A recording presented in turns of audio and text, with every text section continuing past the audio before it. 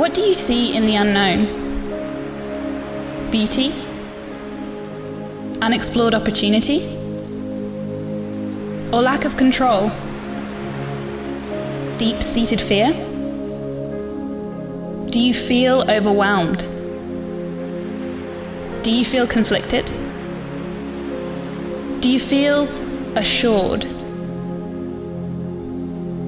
Something is calling you, but reason's grip is tight. Risk fights against restraint. And yet, there it is again, an unexplored and beautiful opportunity. Do you gamble on a possibility? Your first step will be the hardest one to take. Come. A call to obey. An invitation to faith. Are you gambling on a possibility?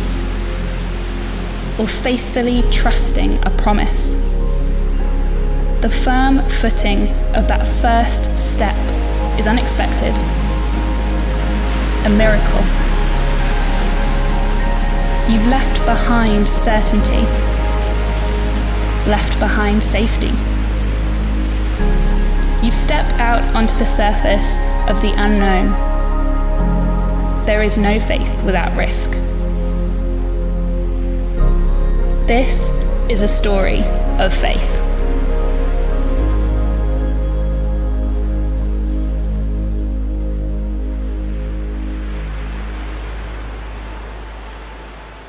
It was a pretty big decision, leaving MBM, a church that we loved, a church that we've been invested in for 10 years, people that we were really deeply connected with in relationship with, doing life together. And we announced to that church that we were leaving and we're taking a massive step into the unknown. I think it was really scary to start. I think, I had just had a baby. He was 3 months old. I don't like change. I am not a risk taker by nature. So doing something that has a lot of risk and a lot of change is super scary. We had 4 people committed to coming with us, but we had no location, no money, and honestly no idea what we were doing. All we knew was that God had been clear and people we knew and trusted had spoken into that sense of call that we felt. And for us, it was taking that step of faith and stepping out and doing this church plant. I think the team is really significant. I think for us and for any church, it's a team of people going on the journey. It's not just Matt and I, it's everyone. And they were all in. They were a support, they had gifts, and we did it together.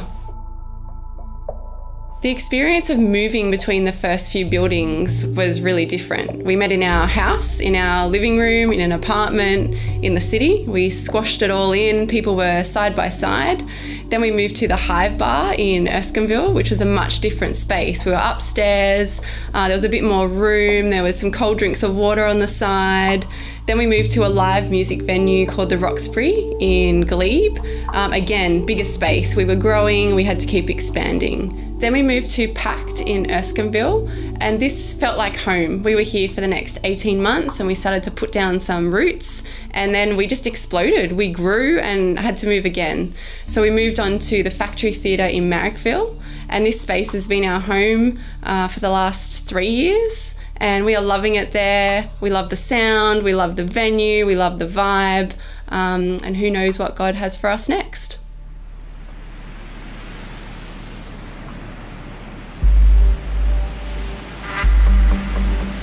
The firm footing of that first step is unexpected. You're not sinking. The impossible happens. This isn't a gamble that paid off. This is the fruit of a promise, a miracle. Faith unleashed the supernatural. Before coming to Anchor, my faith was non-existent. I guess it was negative, if you can have a negative faith. I was an atheist, basically. I think before faith, I didn't realize it, but I was kind of aimless and purposeless and partying and drinking and smoking, which if you're in that world, you don't actually see a problem with it because you're having fun and your Saturday nights are awesome, but you don't ever really ask what the bigger purpose is. So I think having a faith has made me ask those bigger questions and made me ask myself what I was living for. So before coming to Anchor, I was a burnt out leader. So it was a few years since I'd been to church already. And I guess my reservation before coming back to church and was, having to serve, or people maybe being really intense about, where I was at. If they found out my background of where I was at with my faith before, like leading like life groups and things like that and being in ministry, maybe they'd just try to take advantage of me, I guess. And that was a really big fear that I had, which is why I hadn't been back to church in so long as well, especially after walking with God so deeply. So before I started uni, I wasn't a Christian. Growing up, I went to church sort of at Christmas and Easter, but it didn't really have a big impact on my life. Didn't really know much about it. Through my teen years, I would say I wasn't spiritual. I thought there was something bigger out there, but I didn't know what, so I never really pursued that. And then, later in life, I was like, there's more to this, because little things started happening, and then I was like, God is here and he is present in my life. Before coming to Anchor, I was still quite a new Christian. I had recently given my life to Christ, and I had recently moved into the area, so I was looking for a place to call home. Before coming to Anchor, I was in a place of emptiness. I was really struggling in my professional life on having to hire and fire people just on a gut feeling, or simply because the business was at a point where it no longer required their abilities. So for me, my soul was just empty. So before I came to Anchor, I wasn't a Christian. So I went to a Year 12 study camp and got introduced to Jesus, but didn't really know him. And then we did some church hopping with some friends that I'd made there, and found Anchor back when I was at the Pack Theatre. So I started coming to Anchor with my now wife, Unji, and I guess initially it was a bit of a step of faith to even come to Anchor with her. Slowly coming to Anchor, and then I kept going to Anchor, and then kind of pulled away for a while, and then kept coming, and then eventually God planted a seed in me, and my faith has grown from that. For me, what made me believe in Jesus was really the message of love. So I grew up in a non-Christian home, and I think the way that we perceived Christians, maybe it wasn't that. And then when I actually read the gospel, it just screamed love, and that's what made me become a Christian. So we got connected by driving past the signs at Factory Theatre. We thought, it was a day club because of Anchor Church and where it's located. And then we did a bit of research, and it was an actual church. And then we're like, let's check this place out. And we've been here ever since. I think for me, the message of the gospel that made me want to believe was Jesus' love and acceptance for us, and his ability to heal us no matter what our mistakes are and our brokenness. How I came to Anchor was a simple act of putting out the wheelie bin, wheeling down the driveway and getting accosted by the famous Vigilantes who walked across from putting his bin out and started a conversation. That simple act of courage on a night where the timing probably was perfect for me, and invited us along to Anchor. University was a really important part in my coming to faith. It was a time when I was placed with a lot of people with a lot of ideas, and the community was a really big impact on me. I decided to go along to a Christian weekend away whilst at college, and during this time I read the Bible for the first time and was really amazed at what I was reading and just how relevant it actually was to the questions I was asking about life, which is not something I'd realised previously. From this I kept investigating further, and one night we had a talk from college, and I just remember them preaching on the kingdom of God and how much God loves us, how he doesn't care what our lives have been like so far, that all he asks is for us to come to him where we're at, and he offers us that forgiveness.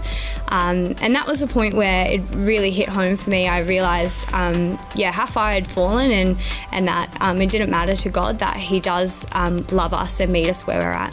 Wongy, also known as James Wong, has always been very authentic about posting his faith and really testifying to God's goodness on social media, Instagram, Facebook, he's on there. And it was like 12:30 a.m. one night, I was just in a very lost period of my life and really needing something that was real again, and I was really lacking that purpose. So sent him a message. He was online as well. We started chatting, good old DNMs at that time, and he invited me to my first GC. This community has made a massive difference in my life in pursuing God. I've always had questions, and I've always brought it up to my GC leaders, and they've always given me a definite answer. And it's shown me how much love God has for me. So for me, Anchor has been amazing from day one. We started coming here in 2017, and we're just, the community here, everyone just makes you feel so welcome, and it doesn't matter how long you've been a Christian for, where you are in your faith, everyone's just so supportive and encouraging. This community has been pretty much the sole thing that has changed me from being a non-Christian to being a Christian. For me, it was gospel communities that really mentored me throughout, as well as discipling. I had a few really great mentors that we'd meet up for coffee every week, and it was life-changing. Anchor has helped me grow in my faith by the simple people that are in it. Having people that fill the soul by their discipleship, simply being able to pick up the phone or asking how you are, and being able to listen and understand where you're coming from. Being part of Anchor Church has been an absolute blessing to my life. It's been amazing to gather in gospel communities, and it's been incredible to share our lives together, and it's been an absolute joy to see my own faith grow, but also those of my brothers and sisters as well. I'd never really thought about being baptized, but for me, taking a public declaration of my faith in front of not only the church, but my family and friends was an awesome way to kind of mark the old Andrew dying and then the new Andrew being here and ready to live out my faith. Being baptized, it was really surreal, and just giving my life to God that way was a massive step in my journey as my Christian life.